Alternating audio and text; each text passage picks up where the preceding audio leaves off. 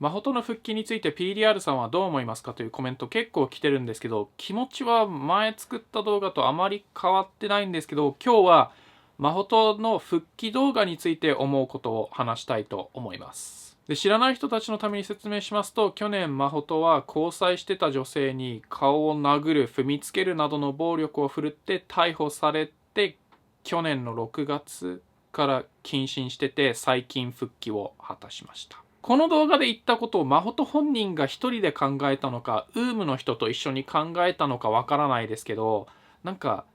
同情を買おうとしてるように見えましたね、個人的には。かなり大きなことをやってしまい、最初は動画をやりたいと全く考えられず、これって言う必要なくね？動画やりたくなかったんだ、かわいそうにとでも言ってほしいの？自分は加害者のくせに落ちていたのですが、これも言う必要ないでしょう。同情を買うため以外にそれを言う理由って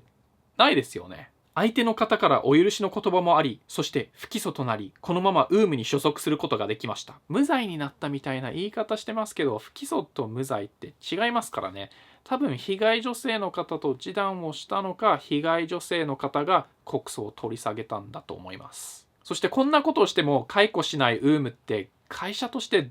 どうなんですかね。もともと社会人としてのマナーやいろいろなことを学びたかったので、謹慎期間中はウームで働かせていただきました。この言い方だと自主的にウームで働いてたようにも聞こえますが、処分の一部ですからね、ウームで働くことが。15歳からほぼ毎日投稿してきて10年間、やっぱり振り返って考えるのは、楽しかった思い出やいろんなことを経験したことで自分自身やっぱり動画がやりたいという気持ちが少しずつ出てきました。その安西先生バスケがしたいですスピーチよりも、このようなことが二度と起きないようにどのようなことをしたのかが知りたいですね。その辺全然触れてないですし、お酒に酔った勢いで暴力を振るってお酒のせいにしてたけど、その辺も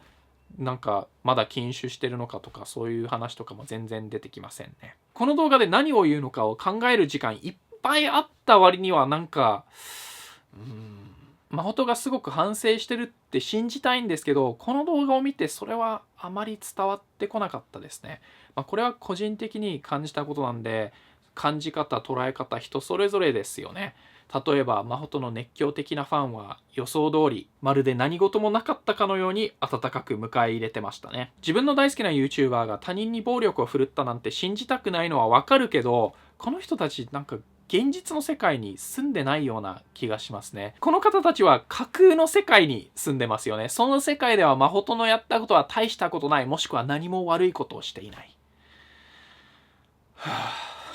そして事件が起きた時には黙ってたけど、マホトが戻ってきた時におかえりって言ってた YouTuber、正直見てて気持ち悪いですね。ウームの YouTuber は事件が起きた時にそれについて一切触れるなって言われてたのは聞いたんですけど、まだ事件が起きた時に黙ってて戻ってきても黙ってたやつの方がマシですね。ちょっと話変わるんですけど、急上昇ページにマホト関連の動画一切載ってなかったんですよね。すごい伸びてるやつも。マホト本人の動画も載ってなかったし、ウームが必死に隠そうとして YouTube となんかやり取りがあったんですかね。結局は YouTube は他のエンターテインメント業界と一緒で闇が結構あるっていうことですね。この動画一応広告つけてるんですけど、なんか黄色マークつきそうな気がしますけど、広告ついてたら、この動画から得た収益の全てを DV 被害者の支援団体へ寄付したいと思います。一応候補はいくつあるんですけど、皆さんこの団体いいですよっていうのありましたら、コメントだと埋もれてしまうので Twitter で教えてください。